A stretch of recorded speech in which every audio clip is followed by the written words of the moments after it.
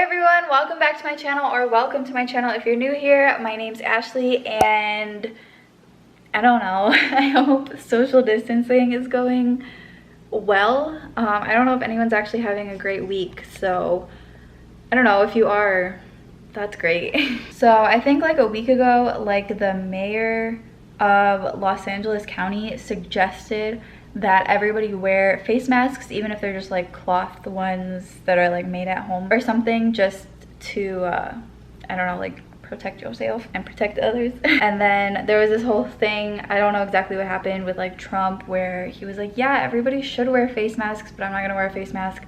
Whatever, we're not here to talk about that.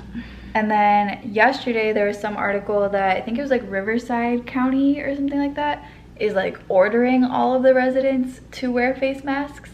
So face masks are becoming a thing now, but the like surgical face masks or the N95 face masks, like doctors and nurses and like people on the front line of this need those. So the best things that we can do, because a lot of face masks are probably sold out everywhere, the best thing that we can do is make our own. However, a lot of tutorials that I've seen have like materials that aren't really accessible right now. Like you can't just run over to Joann Fabrics or like some like fashion supplies store and get like elastic and get like nose wire and all of that kind of stuff. So I thought that I would try to make 4 different kinds of face masks with materials that most people probably have around their house.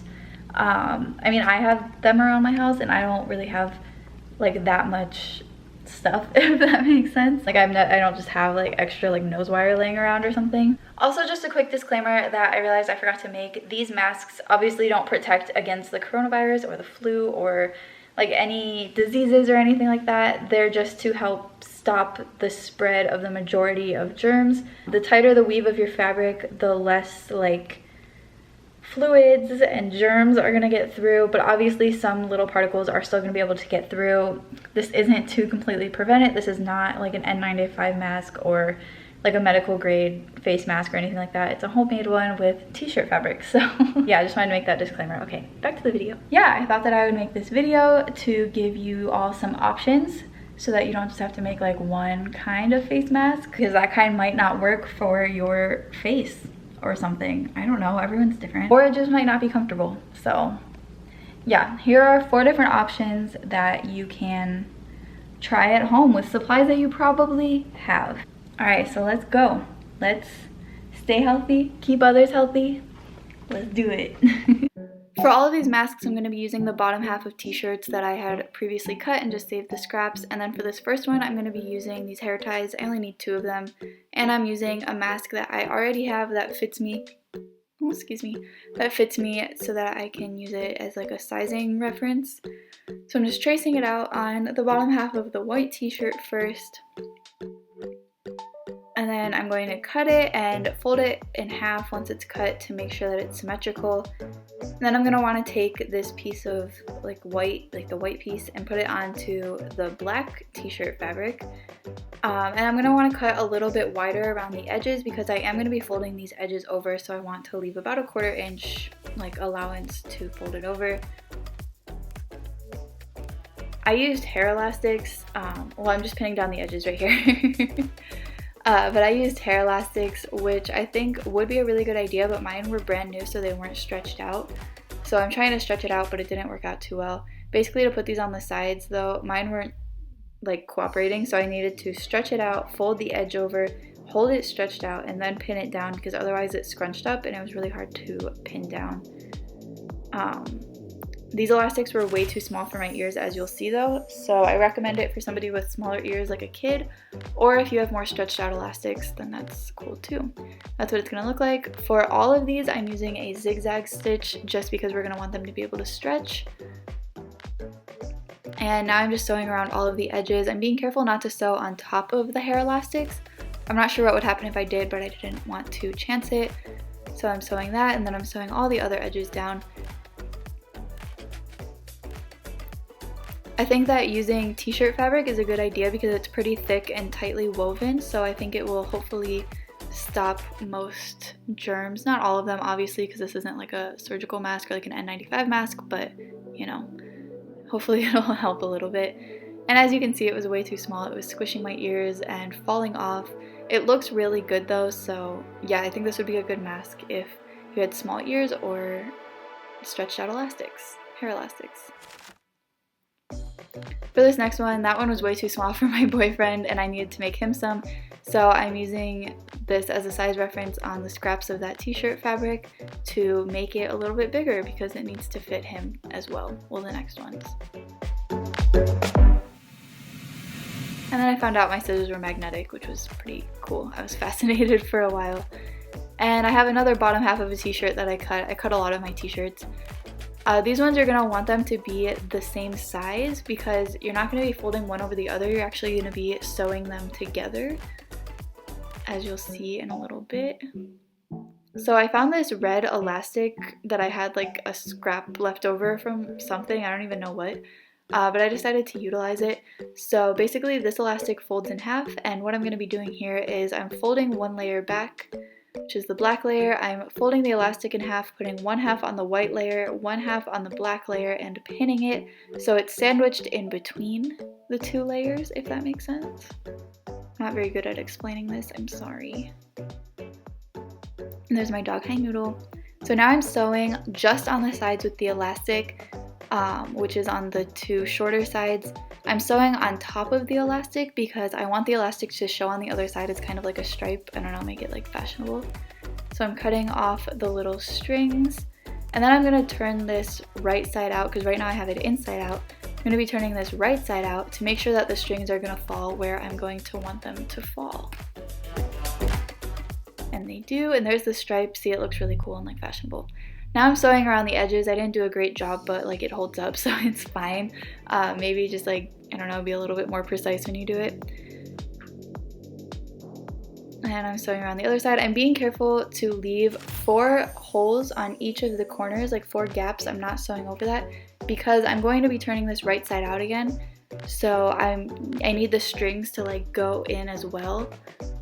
And now I'm turning it right side out. As you can see, I'm pulling the strings through those 4 holes. I don't think this would have worked if I had just left 1 hole. So I think 4 holes is pretty important.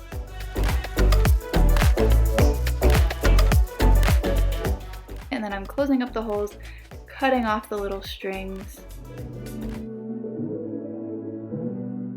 And there it is. And now I'm sewing the elastic in half so it'll fit better around his ears. And I'm also sewing the top and bottom part together to make like a loop so it can go around our ears. And that's what it looks like. It's not very good, but it holds up and that's all that matters. So I had him try it on and it was way too big, so I needed to figure out a way to make it fit.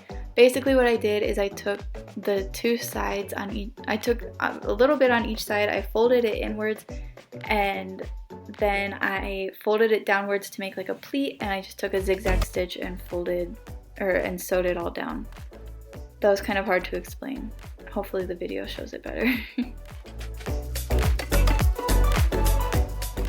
And I'm cutting off all the little strings. That's what it looks like. It's not super clean, but it does the job, and that's really all that matters here. I don't know, hopefully learn from my mistakes and like measure or something. I had him try it on, and thankfully this one actually fit.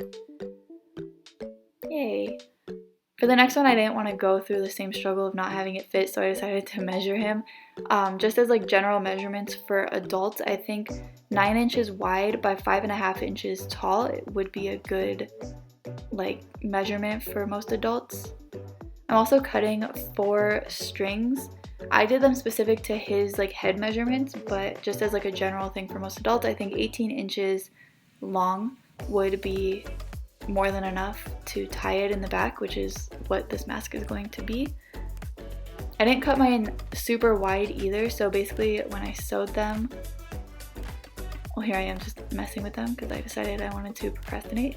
But I just folded the strings in half and then sewed it down with a zigzag stitch to hold down the raw edges, and honestly it worked out perfectly fine.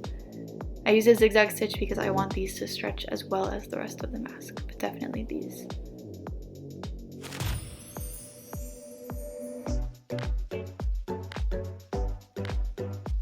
And then I just folded the little ends down to make it a little bit neater, not super necessary.